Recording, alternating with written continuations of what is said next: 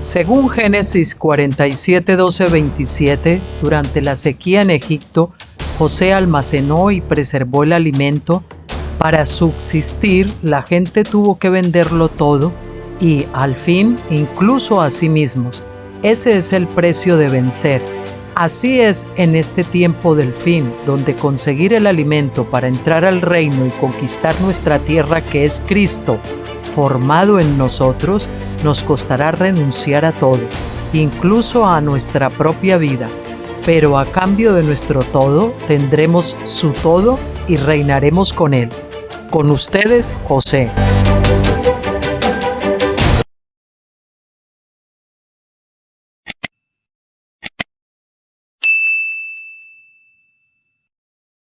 Buenas tardes, queridos amigos y hermanos. Aquí José con ustedes para comenzar la semana.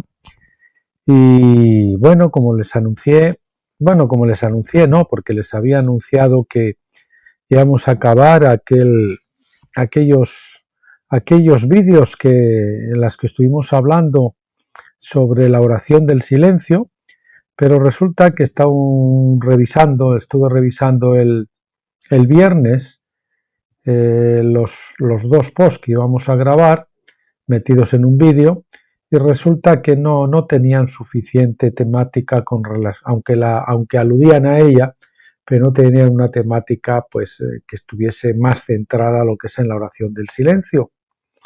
Así que lo vamos a dar por concluido ese capítulo y nada, vamos a ver en su lugar vamos a hacer dos vídeos con 4 artículos, los dos primeros del doctor Stephen Jones y los dos últimos, que son una joya, yo creo que les van a encantar también, de Clay Sykes, o Sykes, como se pronuncie, y tocando aspectos del reino. En concreto, lo vamos a llamar a estos dos vídeos el reino, modelo, panorama, que son los dos primeros posts de Stephen Jones, el modelo del reino, porque si no tenemos un modelo, pues no sabemos hacia dónde nos tenemos que dirigir y qué es lo que tenemos que construir. El panorama, cómo se ve, tener una vista panorámica de ese reino. Después vamos a ver los otros dos posts, que son uno es la llave del reino, de acceso, y por otra parte lo que es el ídolo, el mamón, versus al reposo y la provisión, ¿no? Es especialmente, a mí me ha encantado y al repasarlo me ha parecido que es algo maravilloso. Ya saben que son posts que están destacados en la columna de la derecha de mi blog Tabernáculos. Y nada, pues sin más preámbulos, pues vamos a comenzar con ello. Bien, el modelo del reino. God's Kingdom Ministries, que saben que es el ministerio del Dr. Stephen Jones, como prefieran. Dr. Stephen Jones, yo creo que ya lo conocen, quizás estaría mejor. Bien.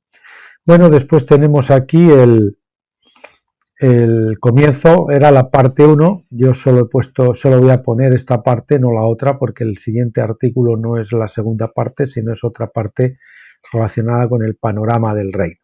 Bien, esto fue subido el 9 de junio del 2018, o sea que ya vamos para 5 años, ¿no? Esta semana construimos un estudio.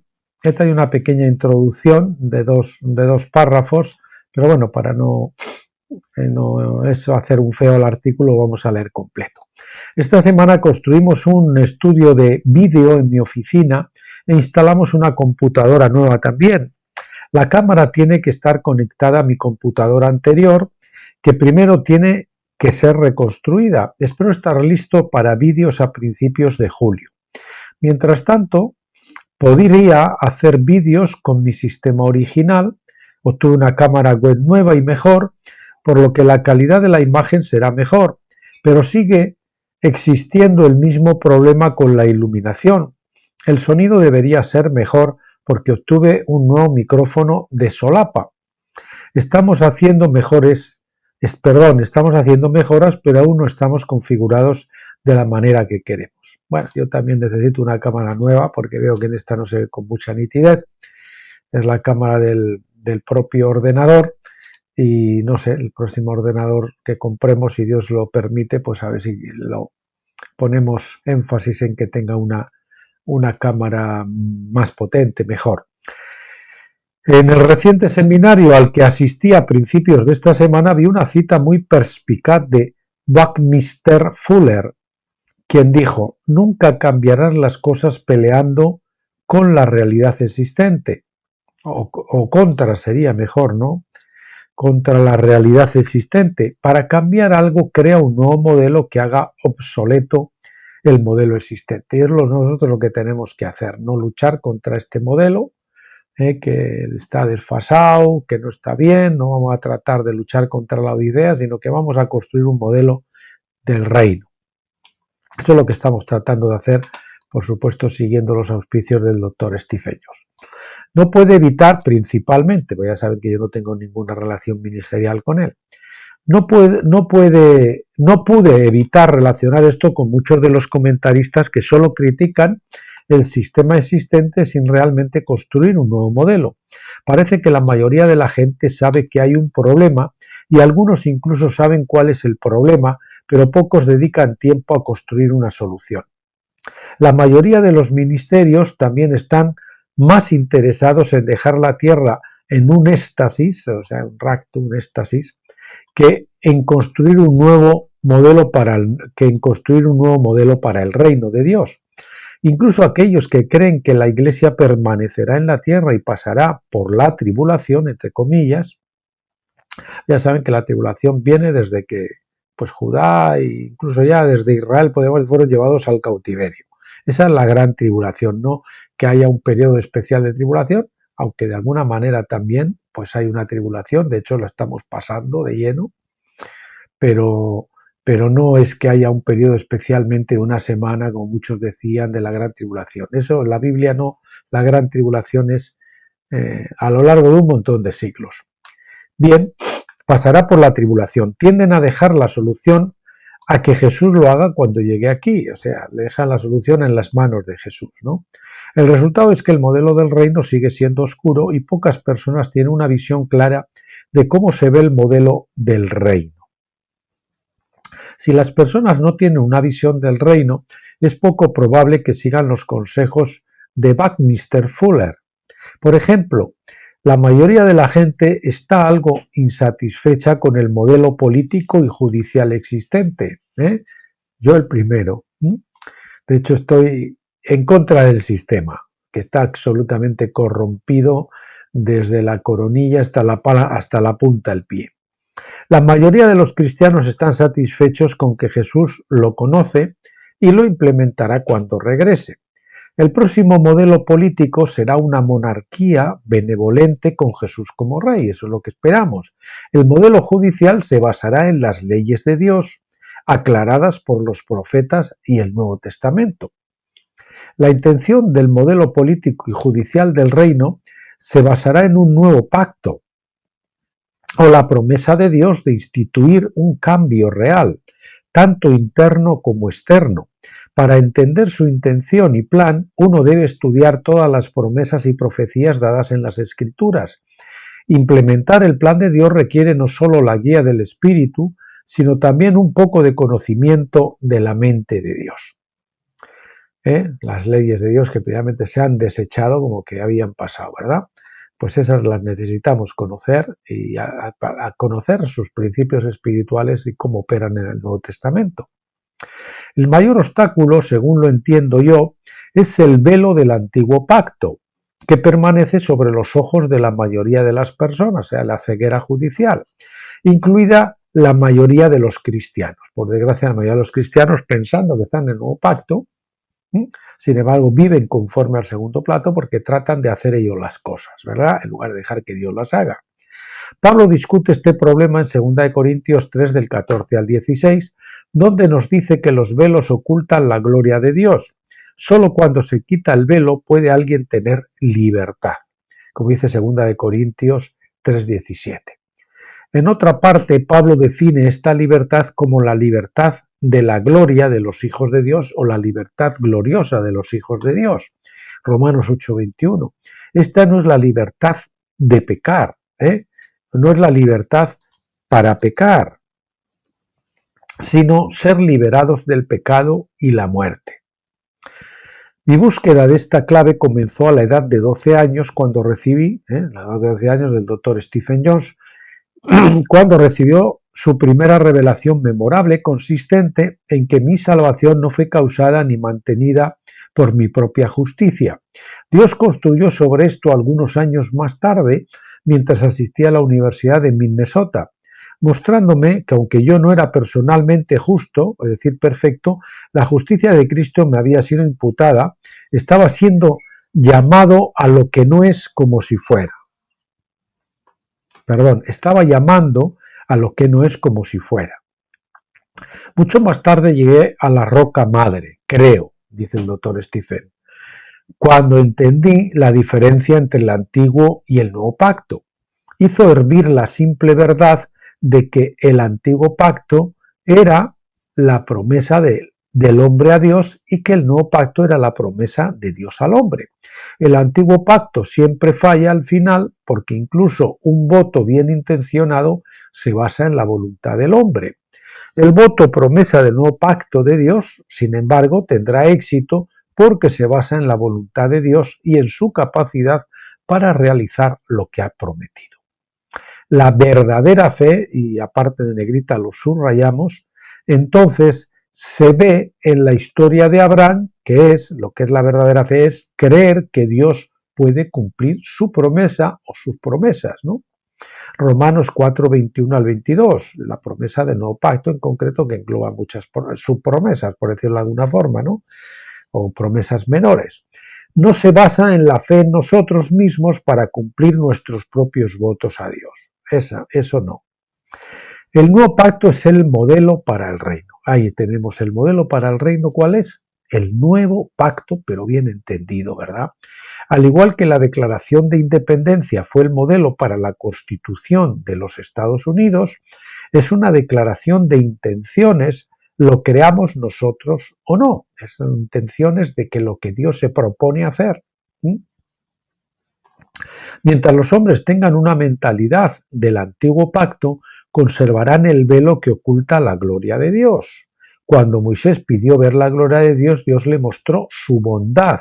Éxodo 33, 18, 19, o su bien, ¿no? Su bondad o su bien. Ahora dejaré pasar mi bien delante de ti, ¿no? La bondad de Dios fue evidente en la creación cuando Dios declaró que todo era muy bueno. Génesis 1:31. Jesús anduvo haciendo el bien. Hechos 10:38. La bondad de Dios se ve más claramente en la promesa de Dios de salvar al mundo.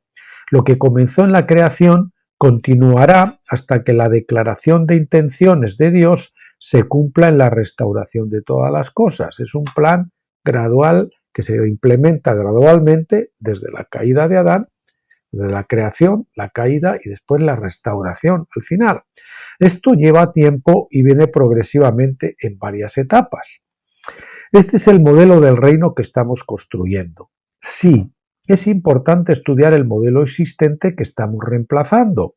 También debemos crear cierto descontento con el modelo existente, aunque muchas personas ya están descontentas de alguna manera, al menos con el modelo político y judicial. Principalmente deben estar descontentos con el modelo religioso existente que se les presenta. Sin descontento o necesidad nunca buscarán la respuesta. Estamos cómodos, estamos bien, no vamos a buscar las respuestas o lo óptimo. No obstante, nuestra misión es proporcionar un nuevo modelo. Por eso Jeremías dijo primero tenía que arrancar, destruir, etcétera, antes de empezar a construir, ¿no? He llamado para destruir, arrancar, etcétera, y luego para edificar, para construir. Bueno, la gente de Judá y Benjamín había estado en Babilonia No obstante, permítame repetir el párrafo, no obstante, nuestra misión es proporcionar un nuevo modelo que hará que el modelo existente sea obsoleto. Construir un modelo realmente es construir una visión de cómo se ve el reino. Mira hacia atrás a la época de Esdras y Zorobabel, quienes se enfrentaron un problema similar. Ese es el modelo. Tiene que mirar hacia atrás a Esdras y a Zorobabel porque fueron los que salieron de ese modelo, el cautiverio babilónico. Precisamente estamos en la época del cautiverio babilónico de la Iglesia, y entonces ellos tenían que salir de Babilonia, donde estaban en el cautiverio. Era una espiritualidad, una religión judaica secuestrada, y para llegar al verdadero modelo tenían que regresar a la posición original de la que nunca deberían haber caído, pues digamos que en el tiempo de David, como mucho de Salomón, que era cuando fue el esplendor y lo mejor del reino, incluso perfeccionado, porque tanto David como Salomón, sobre todo Salomón, ya saben que cometieron errores, pero digamos que Jerusalén representa la posición espiritual fetén, ok, la óptima. Y ahí es donde tenemos que nosotros tratar de llegar, lo mismo que hicieron Esdras y Zorobabel. La gente de Judá y Benjamín había estado en Babilonia por 70 años. Pocos recordaban cómo era la vida en la vieja tierra, algunos que eran viejos ya, ¿no? E incluso esas personas solo recordaban el modelo defectuoso que había traído el juicio de Dios sobre ellos. Imagínense. Pues algo así es lo que tenemos hoy, un modelo defectuoso que es el que trae el juicio de Dios. El juicio comienza por su casa. En cierto modo, somos como Esdras y Zorobabel, y aquí ya saben que las notas en azul, en letra chiquita, son mías, añadidos, Esdras y Zorobabel, quienes sacaron al pueblo fiel del cautiverio babilónico para llevarlo a Jerusalén. O al menos es como si estuviéramos viviendo en su tiempo. El problema es cómo inculcar la visión del reino para que la gente pueda reconstruir sobre los cimientos adecuados.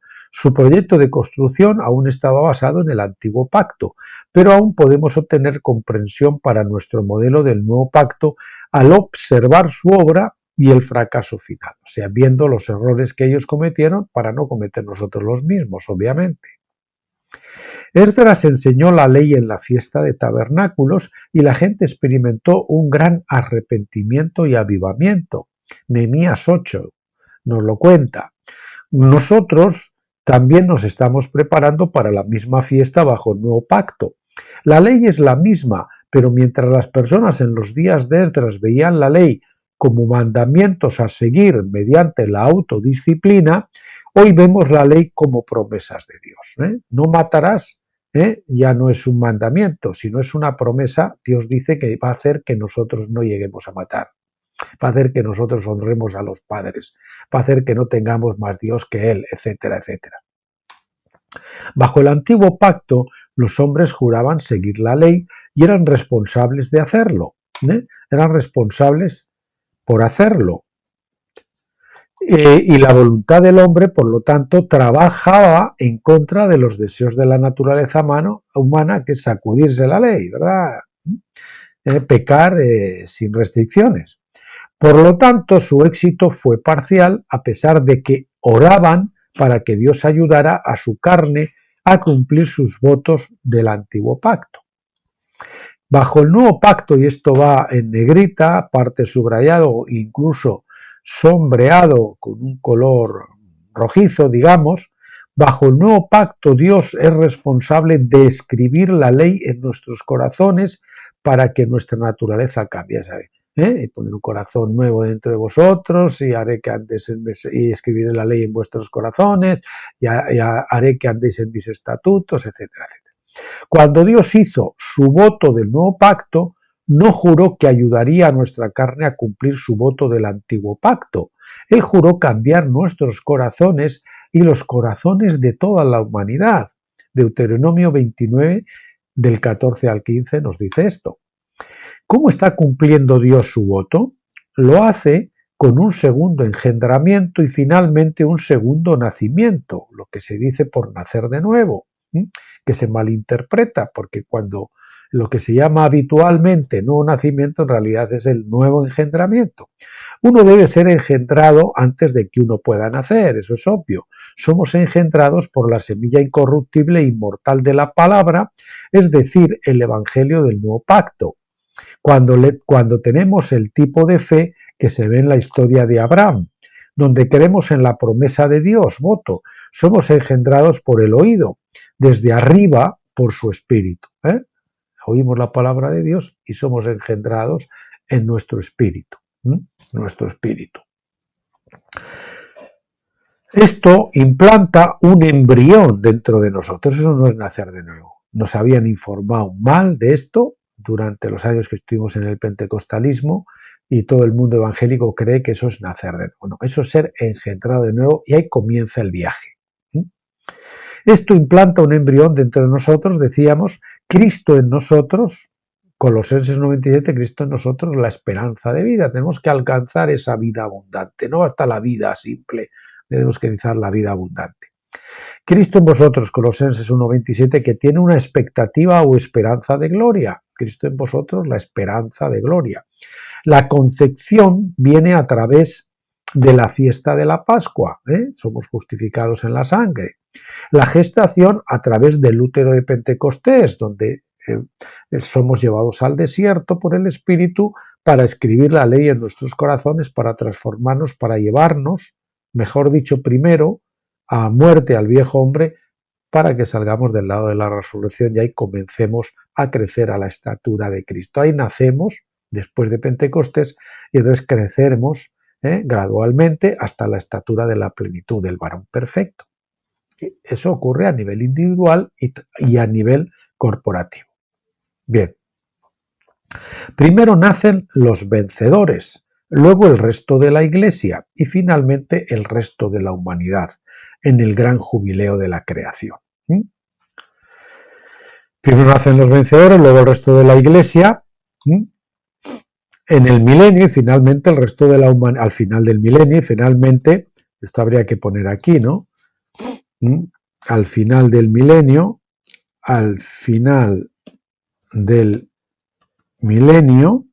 vamos a ponerlo como yo lo suelo poner, perdón, al final del milenio, lo vamos a poner, ya saben, como es una nota añadida,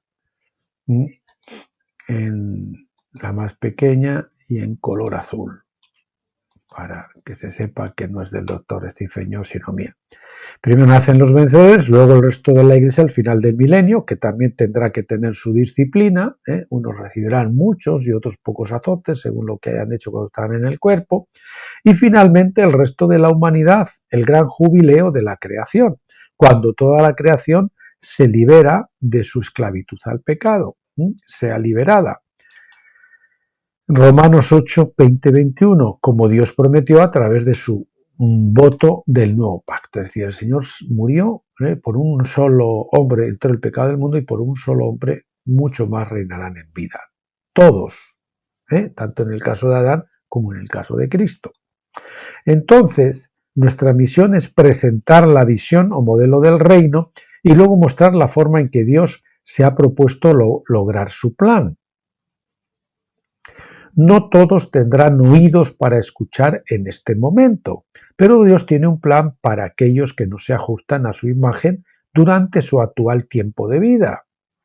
Tampoco al que unos aquí en este tiempo de vida alcanzan a ser vencedores, otros reciben el engendramiento pero no alcanzan al nacimiento a ser vencedores, no alcanzan la madurez y entonces luego vendrán los otros que serán el periodo del lago de fuego, que es un fuego no de tortura perpetuo o eterno, sino que tiene un tiempo limitado por la ley del jubileo, que es la ley de la gracia, y por lo tanto es un fuego siempre, un fuego bueno, un fuego limpio, un fuego con objetivo purificador, transformador, restaurador.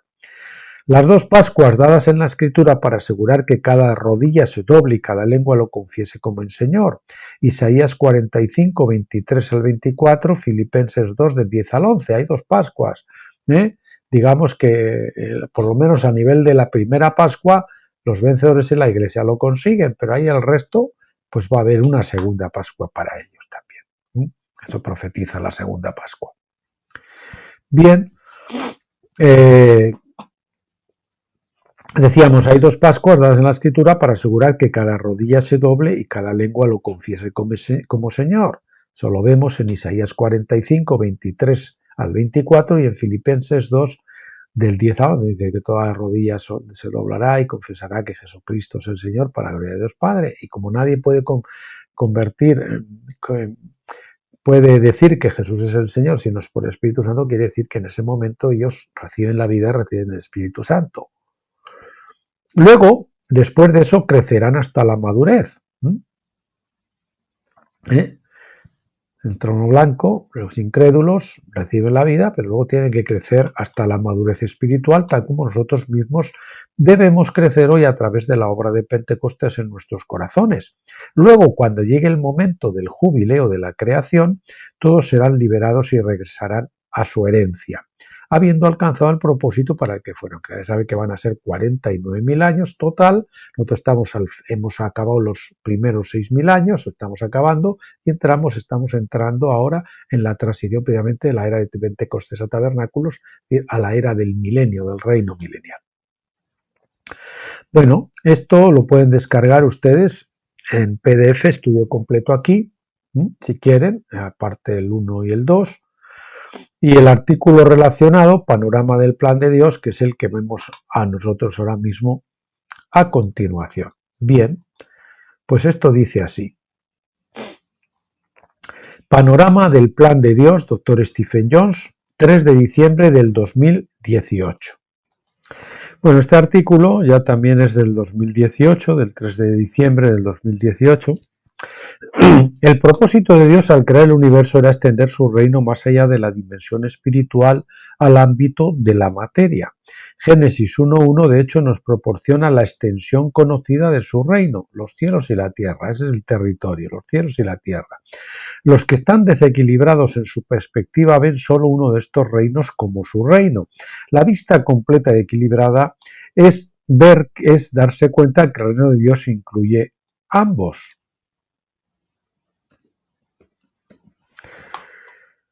Espíritu, alma y cuerpo. Hay algunos con una visión materialista que no reconocen el reino del espíritu. Tal es el punto de vista de la ciencia y las leyes modernas que se han convertido en puntos de vista puramente materialistas. Muchos cristianos también saben poco acerca de los asuntos espirituales porque confunden las cosas espirituales con los asuntos religiosos. El espíritu es una dimensión diferente que es inherentemente diferente e invisible para el mundo material, invisible para nuestros ojos físicos, por ejemplo. Bien, repito la última frase, el espíritu es una dimensión diferente que es inherentemente distinta e invisible para el mundo material, invisible para nuestros ojos físicos, por ejemplo. No obstante, como el hombre ha sido creado como un ser tripartito, es decir, espíritu, alma y cuerpo, a todos se nos dio un medio por el cual podemos interactuar con el reino del espíritu. El alma, es decir, la mente carnal y el cuerpo físico son limitados y no pueden interactuar con la dimensión espiritual sin ser influenciados o dirigidos por el espíritu de uno. En otras palabras, su espíritu es su puerta al mundo espiritual.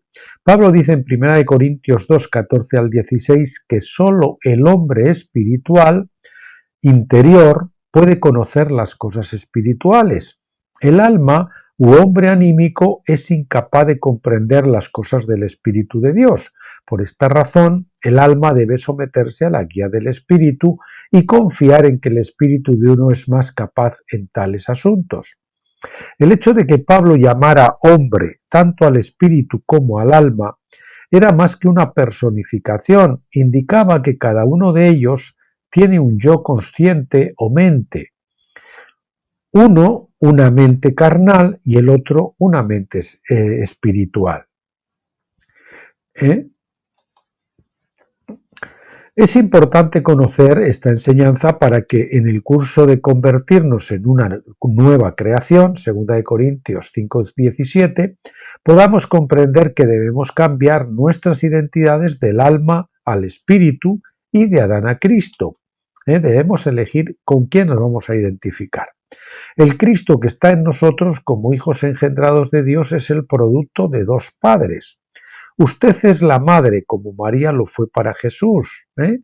Jesús tuvo una madre terrenal y un padre celestial, y nosotros también tenemos un padre celestial y una madre terrenal que es nuestra alma y nuestro cuerpo.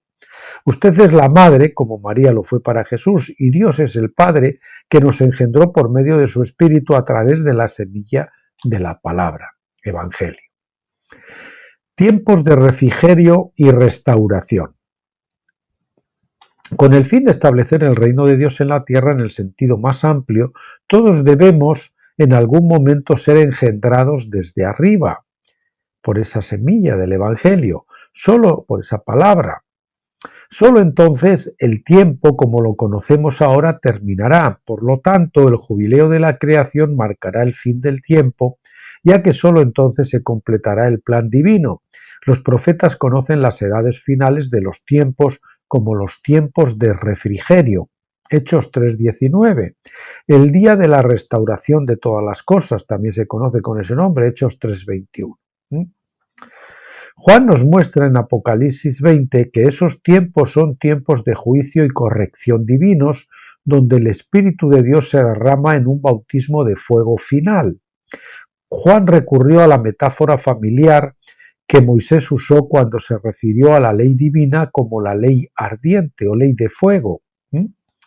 La ley de fuego, vamos a llamarla mejor. Deuteronomio 33:2 dice, de eso lo vemos, la ley de fuego de Deuteronomio 33:2, por la cual el pecado es juzgado, esto lo he leído mal. Juan recurrió a la metáfora familiar que Moisés usó cuando se refirió a la ley divina como la ley de fuego, Deuteronomio 33:2, por la cual todo pecado es juzgado y quemado. El profeta Daniel tuvo la misma visión de juicio de fuego cuando vio el trono ardiente, o el trono de fuego, podemos decir también el trono de fuego del anciano de días. El trono de fuego o trono ardiente del anciano de días, del cual el juicio fluía como un río de fuego sobre aquellos que estaban siendo resucitados de los muertos, Daniel 7:10. Así que Juan el Bautista también, o sea, del trono, que es la ley, de donde viene la ley, cuando un rey se sentaba a juzgar, se sentaba en el trono, basado en la ley, sale como un río, esos son los juicios, las sentencias de Dios, y ese río corre debajo del trono y al final va a transformarse en un lago de fuego. Así que Juan el Bautista también entendió que el Espíritu Santo debía bautizar a la humanidad con fuego, Lucas 3:16. Y Jesús mismo dijo, ¿cómo me angustio hasta que se cumpla? De un bautizo tengo que ser bautizado. ¿Y cómo me angustio? Hasta que se cumpla. Venía a traer fuego a la tierra, ¿verdad? Demostró que se trataba de un fuego purificador, diseñado para quemar la paja. Una metáfora agrícola bien entendida por su audiencia. Paja es aquello que no es comestible, como las tradiciones de los hombres y cualquier otro pensamiento o actividad carnal. La enseñanza de Juan preparó el camino para el día de Pentecostés, cuando se vieron lenguas de fuego sobre la cabeza de los discípulos en el aposento alto, aludiendo al bautismo de fuego que iba a venir sobre ellos, y vaya si lo pasaron. Y cualquiera que va a Pentecostés, a no ser que se resista a ser llevado al desierto, con lo cual se queda sin ser transformado, que ese es el problema de la Odisea. La levadura no puede ser contrarrestada porque huye del bautismo de fuego, es la iglesia hedonista, de la comodidad, del bienestar material, y entonces, pues lógicamente, ahí está la Odisea, con todos sus defectos. Bien, entonces ya eso en el aposento alto, la lengua ya nos anunciaban también ese bautismo de fuego, Hechos 2:3. Cuando entendemos la metáfora del fuego en las Escrituras, que siempre alude al bautismo de sufrimiento, de desierto, de tribulación, necesario que a través de muchas tribulaciones entremos en el reino. Bien, en las Escrituras podemos ver verdaderamente el propósito del Espíritu Santo, y eso es decir que es el Espíritu Santo viene en Pentecostés y nos da una luna de miel, pero después nos lleva al desierto, a la luna de hiel, para ser tentados por el diablo y para que al final llevarnos al hoyo. Lo que el Espíritu Santo viene para llevarnos al hoyo, a nuestro viejo hombre, a nuestra carne, al hoyo. Compartir la sepultura, la muerte, la sepultura y luego la resurrección con Cristo. Ese propósito es juzgar todo pecado, purificar a todos los hombres de sus maneras carnales, restaurar el orden legal mediante la restitución y el trabajo, y en última instancia corregir todo lo que está mal. El juicio divino finalmente restaurará todas las cosas, que es la misión de Elías, Mateo 17:11. Y vendrá Elías y restaurará todas las cosas, ¿verdad? El espíritu de Elías. Debido a que Elías mismo hizo descender fuego literal del cielo, Segunda de Reyes 1, versículo 10, los discípulos de Jesús pensaron que deberían seguir el mismo ejemplo sobre los incrédulos, Lucas 9:54. Pero Jesús los reprendió porque no entendían que lo que es muerte en el Antiguo Testamento es vida en el Nuevo. El juicio ardiente, por ejemplo, con lo del becerro de oro, en Levítico murieron 3.000. Pentecostés, fueron vivificados 3.000. El juicio ardiente en el Antiguo Testamento, Sodoma, por ejemplo, no reflejaba verdaderamente el corazón de Dios, solamente de Cristo. El bautismo de la ley ardiente, de la ley de fuego, es para restaurar, no para destruir. Aquellos de nosotros que tenemos una mentalidad del nuevo pacto y que tenemos la mente de Cristo, podemos aplicar los juicios de Dios de una manera consistente con el verdadero propósito del plan divino. Al saber que Dios pretende ser el todo en todo, 1 Corintios 15:28, hemos abandonado el punto de vista dualista griego, donde al final se dice que Dios gobierna solo sobre una parte del universo, además chiquitita, ¿verdad? Porque la mayoría no se salvan, según esa teoría, claro, mientras que el diablo se lleva la mayor parte de la humanidad a un reino llamado infierno. Pues menuda victoria de Jesucristo, ¿no? ¿No les parece? ¿No les chocaba esto siempre a ustedes? Esto es un poco raro, ¿no? Pues dentro de Dios, ¿no? El otro día me decía mi querido hermano José Luis de México, decía que en Stephen Jones una de las cosas que le había notado que no había incoherencias. Y es verdad, es que en tabernáculos ya van desapareciendo las incoherencias, ¿verdad? Esas lagunas, esas confusiones que son típicas de Pentecostés, donde también había mucha verdad. Porque Pentecostés es una etapa muy justa y muy necesaria que tenemos que pasar, si no, no podemos llegar a tabernáculos. No rechazamos Pentecostés de ninguna manera, al contrario, creemos que es obligatorio pasar por ahí. Bueno, como decimos, Jesús tiene que llevarse a todos. Esa sí que es la victoria. Desde nuestro punto de vista, Dios gana, y Él gana al cambiar los corazones de todos los hombres, principalmente a través de los juicios divinos. 3 cosechas, y esto recuerdo que ya hemos hablado de ello, de las 3 cosechas de Dios, un vídeo que tuvo bastante éxito, que está teniendo bastante éxito, de los que más vistas han tenido. La severidad de estos juicios se ve nuevamente en la metáfora de la paja, que es el problema principal de toda la humanidad. La paja es la carne, ¿verdad? La carnalidad. En los 3 festivales o fiestas de la cosecha de las Escrituras vemos 3 ofrendas de primicias, cada una representando una porción diferente de la humanidad: cebada, trigo y uvas. A Israel se le dieron 3 festivales principales de cosecha, cada uno con una primera ofrenda de primicias para santificar la cosecha. Estos tienen aplicación personal, por supuesto, pero en la historia profética a largo plazo, cada uno representa 3 grupos de la humanidad que se presentan a Dios cada uno representa 3 grupos de la humanidad que se presentan a Dios en diferentes momentos de la historia. Esto se relaciona directamente con la presentación de los hijos de Dios para que puedan manifestarse en la tierra. Otra de las cosas que ha dicho, no, tú estás salvo y ya eres salvo. Y tal, bueno, sí, se salvo en tu espíritu, pero tu alma todavía no ha sido ganada. Con paciencia ganaréis vuestras almas, amigo. Bien, la cebada se avienta, el trigo se trilla y las uvas se pisan los pies. Y vamos a ver que hay una graduación de menor a mayor juicio, o juicio menos duro a juicio más duro, ¿verdad? La paja de la compañía de la cebada, que son los vencedores, no se adhiere al grano, es decir, al germen, sino que se quita con el viento, con mucha facilidad. Tales son los vencedores, quienes como Cristo son movidos más fácilmente por el Espíritu. Los vencedores son movidos más fácilmente por el Espíritu. No sé por qué.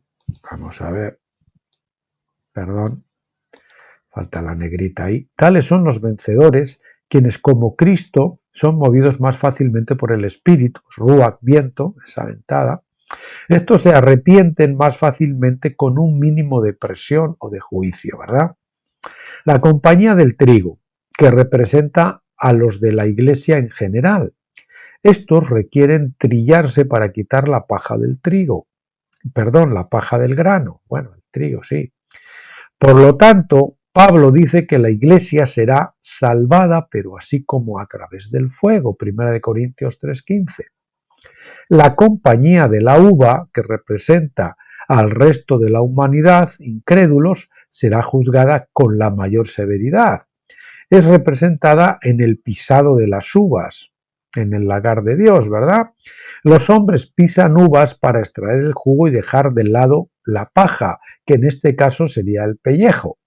El propósito de Dios se establece en 1 Corintios 15:27, donde todas las cosas son puestas bajo sus pies. Es decir, todas las cosas. Ahí los incrédulos también son puestos, son exprimidos para sacar el vino para la mesa del Señor. No solo el pan, pan con levadura, perdón, pan sin levadura, de cebada, pan con levadura de trigo y pan,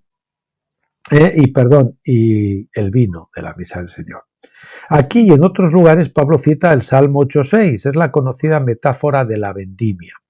Cuando la cosecha final está completa, Dios presenta la fiesta, la gran mesa de la comunión, donde puede celebrar con nosotros el pan sin levadura, cebada, el pan con levadura, el trigo y el vino. Cuando los hombres participan de la mesa de la comunión, profetizan y dan testimonio de la gran comunión final.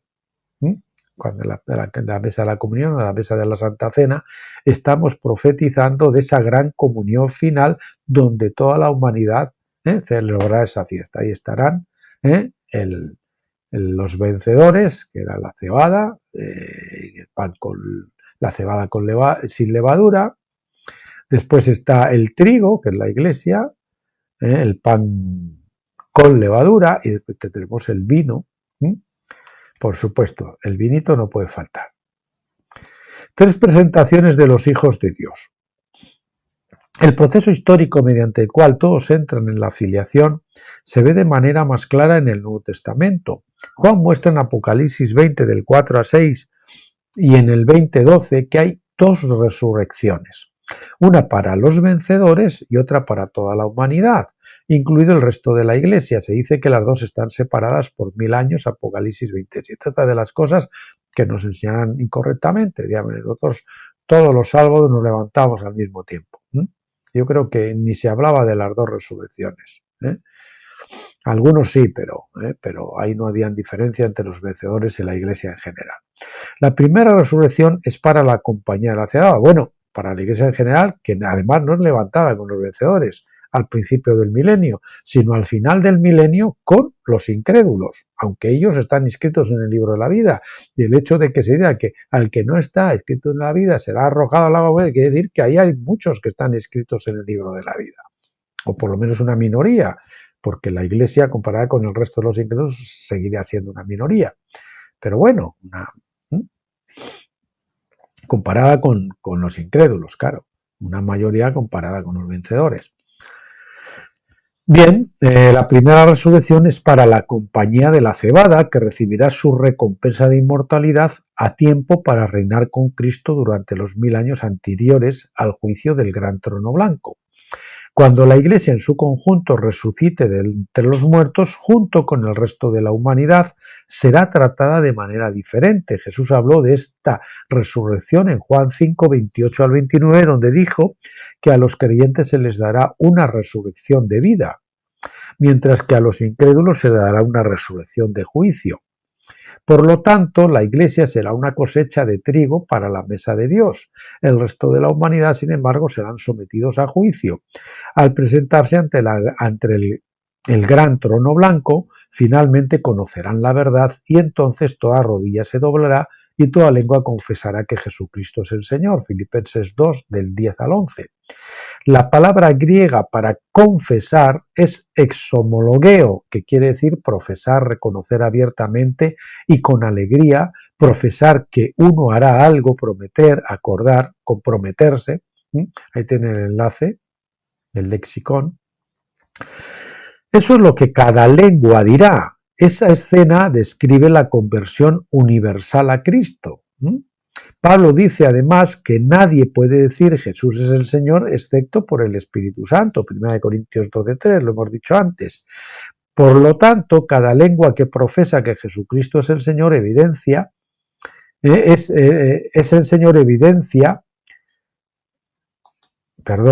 evidencia de que el Espíritu Santo ha obrado en ella. No obstante, la salvación no se trata solo de ser engendrado por el Espíritu, o nacido de nuevo, con muchos dedos, entre comillas, que ya decimos que no. Uno se nace realmente después de cruzar el Jordán en tabernáculos, ¿no? Ser engendrado es solo el comienzo de un proceso de maduración. Sabemos esto por nuestras propias vidas hoy, porque se necesita tiempo para que el Espíritu Santo queme la paja, la carnalidad en nuestras vidas. No somos perfeccionados de inmediato. Debemos crecer en la gracia y el conocimiento de nuestro Señor y Salvador Jesucristo. Segunda de Pedro 3:18. Así también, a aquellos que serán creyentes recién engendrados en el gran trono blanco se les deberá dar tiempo para que crezcan hasta la madurez a través del bautismo de fuego. No se va a librar nadie, todos vamos a pasar por el bautismo de fuego. Completico. Esa es la naturaleza del lago de fuego en Apocalipsis 20:14. En Daniel 7:10, este lago está formado por el río de fuego. El río que fluye desde el trono del anciano de días es la sentencia de la ley ardiente, o sea, de la ley de fuego. Otra vez vamos a ver, aquí el traductor a veces traduce de la ley de fuego que se imparte a la gente, ¿no? Repito, el río que fluye desde el trono del anciano de días es la sentencia de la ley de fuego, serían mejor las sentencias,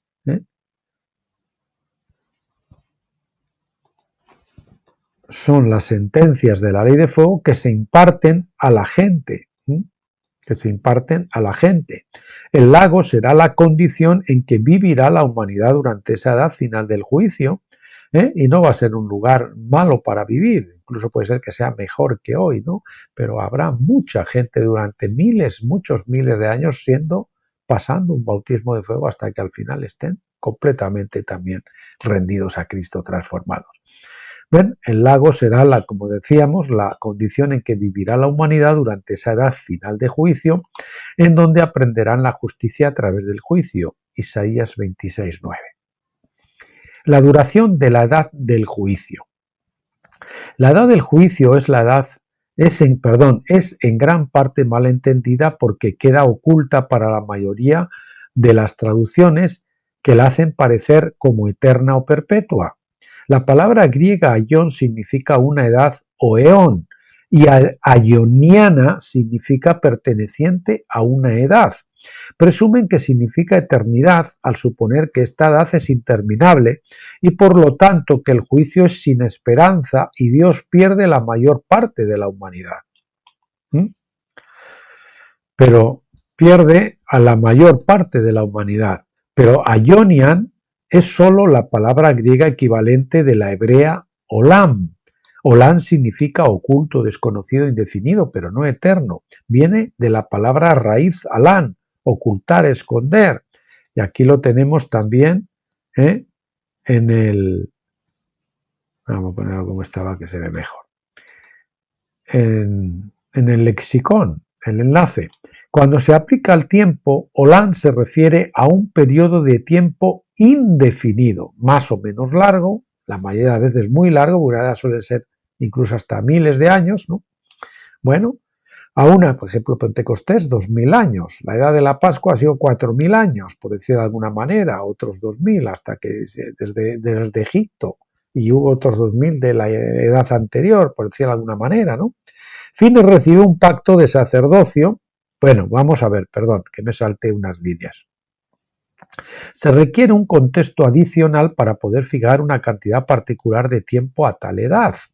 Para Jonás fueron 3 días, Jonás 2:3 dice, a Ionian fueron 3 días, un tiempo, a Ionian, hasta que fue rescatado. Finés recibió un pacto de sacerdocio Olán, es decir, algunos de las Biblias traducen como eterno, pero sin embargo sabemos que el sacerdocio de Finés fue cambiado al final por el sacerdocio, ¿cómo era este? No de Melquisedec, sino, ¿cómo era? Sadoc, el sacerdocio de Sadoc. Ahí viene Melquisedec. Para Jonás fueron 3 días, repetimos, para Finés recibió un pacto de sacerdocio Elán que duró aproximadamente 300 años, no eternamente, tiempo después del cual su línea fue reemplazada por la de Sadoc en el tiempo de Salomón. Me confundí por estar adelantándome. Primero Reyes 2:27. Ni Jonás ni Finés sabían exactamente cuánto duraría su tiempo, porque Dios se lo ocultó, pero el tiempo no fue eterno o perpetuo. Y así, el juicio en el Nuevo Testamento también es aioniano, lo mismo que Olán. La duración de esa edad final está oculta para la mayoría de las personas, pero es limitada. ¿Cómo lo sabemos? Ciertamente no por la palabra aioniana en sí, lo sabemos por la ley de jubileo, que limita todo juicio y restaura todo lo que un hombre ha perdido. Es decir, si fuese perpetuo, eterno, la ley del jubileo hubiese quedado invalidada, la ley de la gracia. En el contexto de las leyes nacionales, la trompeta del jubileo cancelaba todas las deudas y liberaba a todos los hombres por gracia cada 49 años. O sea que el jubileo son 49 años, y luego el año 50 se contaba también como el primer año del siguiente jubileo, por tanto no son 50 sino que son 49, y ahí muchos se confunden al contar los jubileos. Bien, eso lo vemos en Levítico 25, 8 y 10 al 11. Las escrituras aplican esta ley más ampliamente en el contexto de los años sabáticos, por ejemplo, en las 70 semanas de Daniel, que son 70 años sabáticos o 10 jubileos. Y en el contexto de la creación misma, todavía es más amplio, el contexto donde un día o año es como 1000 años. El jubileo de la creación llegará al final de los 49.000 años. Parece que ahora estamos 6000 años en el comienzo del final de la primera semana o de los primeros 7000 años, ¿no? En el comienzo del final. El séptimo milenio será el tiempo entre las dos resurrecciones, como dice Juan, de la primera de los vencedores y la segunda de la resurrección general.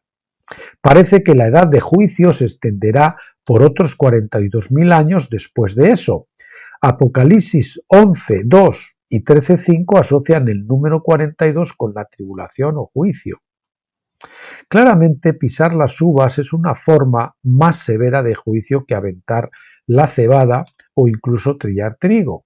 Aquellos que son bendecidos al tener fe en Cristo en esta vida recibirán una recompensa mucho mayor y se les asignarán responsabilidades en las edades venideras, pero al final todas las cosas serán puestas bajo los pies de Cristo y Dios será todo en todo. No será todo en algunos ni algo en todos, sino todo en todos y en todo. Esas son las buenas nuevas del Evangelio. Cuando Dios gane al final, entonces tanto el cielo como la tierra serán completamente restaurados sin dejar ni una sola porción de oscuridad que pudiera contaminar la luz, ningún pecado que corrompa el universo justo y ningún incrédulo que esté en desacuerdo con la mente de Cristo. Este es el plan divino en general. Las Escrituras revelan muchos detalles a lo largo del camino para que podamos entender el plan, su propósito y su forma de pensar. Intentaremos mostrar algunos de estos detalles a medida que avancemos. Y bien, el artículo relacionado es el modelo del reino que acabamos de ver y las 3 fiestas de la cosecha de Dios, cebada, trigo y uvas, que lo grabamos ya en vídeo tiempo atrás. Bueno, pues aquí nos vamos a quedar, queridos amigos y hermanos, Yo creo que con este modelo del reino, que es el modelo del Nuevo Testamento, interpretado correctamente, recuerden que la ley no ha sido abolida, sino que la ley es espiritual, y el Señor mismo dijo que ni una jota ni una tilde pasarían. Lo que pasa es que tenemos que coger lo que pasa al nuevo pacto, son su sentido espiritual, es lo que tenemos que hacer, ¿no? Sus ritos físicos o materiales, ¿no? Y por otro lado tenemos que tener este panorama tan amplio que nos lleva hasta 49.000 años para allá, donde veremos la gran cena final, donde estará, como hemos dicho, el pan de centeno sin levadura de los vencedores, el pan de trigo con levadura de la iglesia y también el vino pisado de los incrédulos, que será el vino para la cena. Todo, el Señor no pierde nada, lo gana todo y es el único ganador. Ese es el panorama bendito que tenemos por delante y por lo tanto, sabiendo eso, podemos empezar a construir basados en la ley para llegar ahí como Dios manda. Bueno, pues el próximo día entonces que veamos este capítulo del reino, vamos a ver, como les he dicho antes, esos dos artículos que les anuncié al principio, los dos artículos de Clay Sykes, o Sykes, el reino, modelo y panorama hemos visto hoy, y el próximo día veremos la llave para entrar para ese reino, y el mamón versus el reposo y la provisión. Vamos a ver cómo la clave está en el reposo. Ustedes saben que ese tema a mí me lo van a oír hasta la sociedad, que consiste en cruzar el Jordán y entrar en el reposo de Dios. Ese es el reposo que queda para el pueblo de Dios, ese es el reposo que la iglesia en Pentecostés no había visto y que nos queda por entrar. En Pentecostés pensaba que ya teníamos todo lo que teníamos que tener, ya estaba todo hecho. No, hay que avanzar a tabernáculos, como decía Dios. No hay que retroceder a Pentecostés, no hay que regresar a Pentecostés, no, hay que avanzar a tabernáculos. Bueno, pues les bendigo en el nombre del Señor, en sus manos los dejo para que los cuide y los bendiga y pásenlo bien y no se olviden de regresar el próximo día, que normalmente será, si no es mañana, el miércoles. Hasta entonces.